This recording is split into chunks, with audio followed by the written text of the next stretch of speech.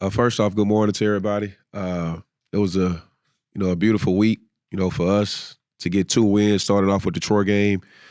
Uh, got down 17 against Troy, kind of like we did here when we played them, about 2 weeks ago.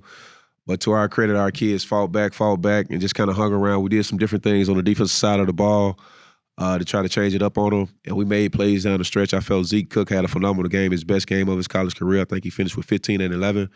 Uh, Mo had a great game. They could not stop Mo in the paint. He was attacking and getting downhill, making his free throws and scoring.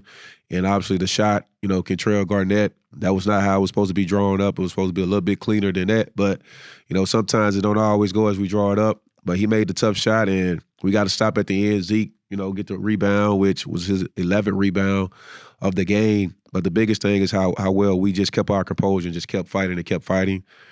Then we go play Southern Miss, which always is a tough game going up there to play. Just speaking with coaches, how hard it is to go up there to play because we normally don't play well up there.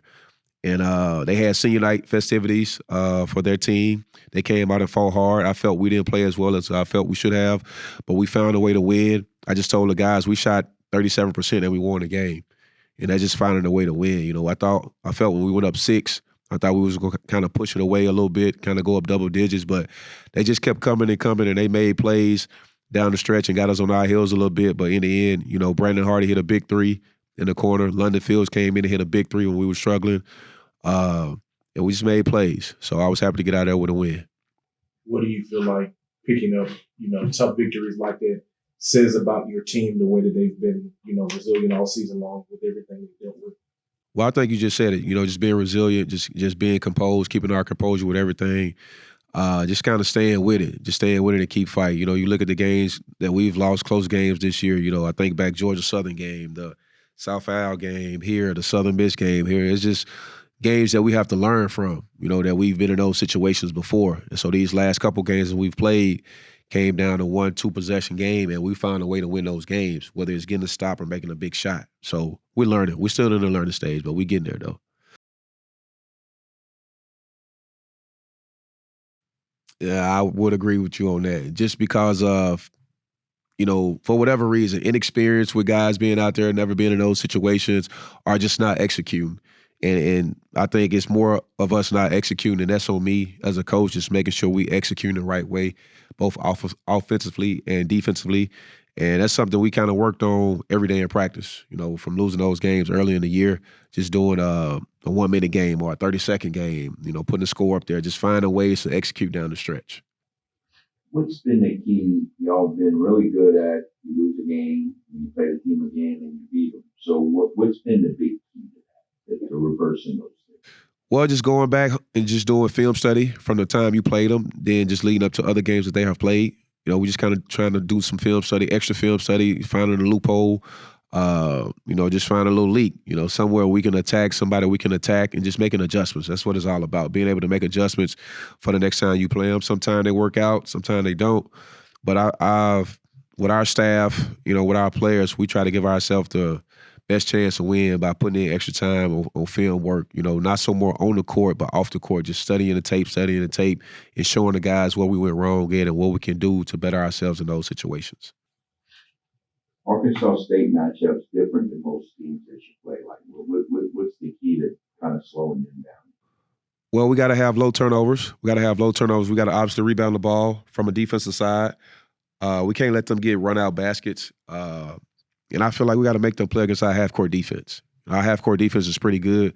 Just going back and watch the tape when we played them the last time, I counted like 30 blown assignments that we had in the first half, and that's too many. That's what you should have for a whole game. We had like 30 blown assignments.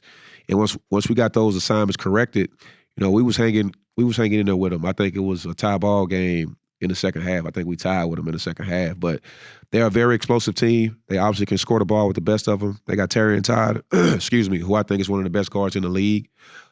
Ford, the point guard, TJ Ford, Terrence Ford, he really makes them go. I think he's really come on and really improved this year. Obviously, they have Kobe. Everybody know what Kobe can do. He can get hot, go for 17 one night, go for, 25 one night. It's going to be a big game for him coming back here to play. They have the shooter, Pinion, who can go run out 5, 6, 7 threes in a row. So we're going to have our hands full, but I think we're going to be up for the challenge, though. There was a stretch where you guys were giving up a lot of points right early in the season, even in the conference. And to go to Hattiesburg, give up 60. I know effort's a big part of it. What else defensively has changed? Just mindset. Just all about mindset. Defense is all about want to. And for me, I was a defensive guy when I played. I made my money on the defensive side of the ball. So trust me, I don't be too happy when I look up and I see we gave up 80-plus points and 90-some points to a team. That don't sit well with me at all. And the guys know that. So they know that next practice that, oh, yeah, we finna get out of it. And sometimes it don't always go that way. You know, I was watching South Al and Texas State clips, and I say, man, that team, they scored 90, what was it, 93, 92 or something like that was the score. That's a lot of points. That's a lot of points. So we've made some adjustments on the defensive side of the ball, just trying to keep things more in front and make teams kind of play on the perimeter.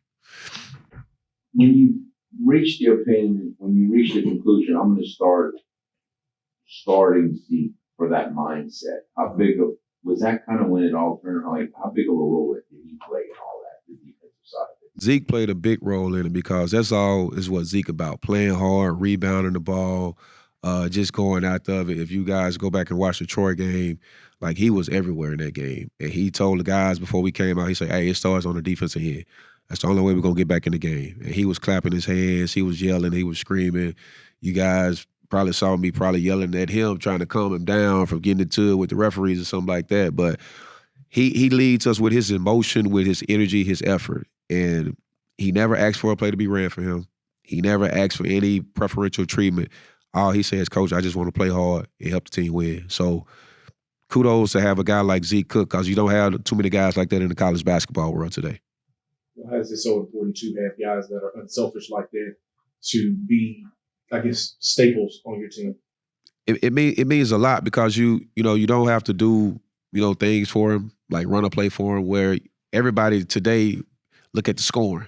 Oh, I got to get 25 points, or I got to get 15 shots.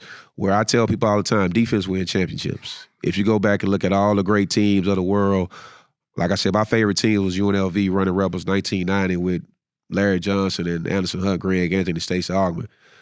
Yeah, they beat Duke by 30 in the championship game, but they was the best defensive team in the country. Everybody talk about they score and they fast break, but they was the best defensive team in the country. So we got to pride ourselves on defense. What has this win streak done for the team, do you think? You've been preaching on them in defense, and it's not the fun part. And they're seeing some fruits of it now. It's got to help them out. Well, it helps them with confidence. It gives the team the ultimate confidence, that just trust what we're doing. Just trust the process. Trust what we're doing. Just continue to work, and good things are going to happen. And for this team here, I'm so happy for these guys that they are able to experience this winning streak that we've had, this 3-game winning streak. But like I told them after the game, enjoy it, but don't get satisfied, though. Because just as soon as you get satisfied, that winning streak can end just like that. So we got to continue to come out and work and put in the work and just keep moving forward.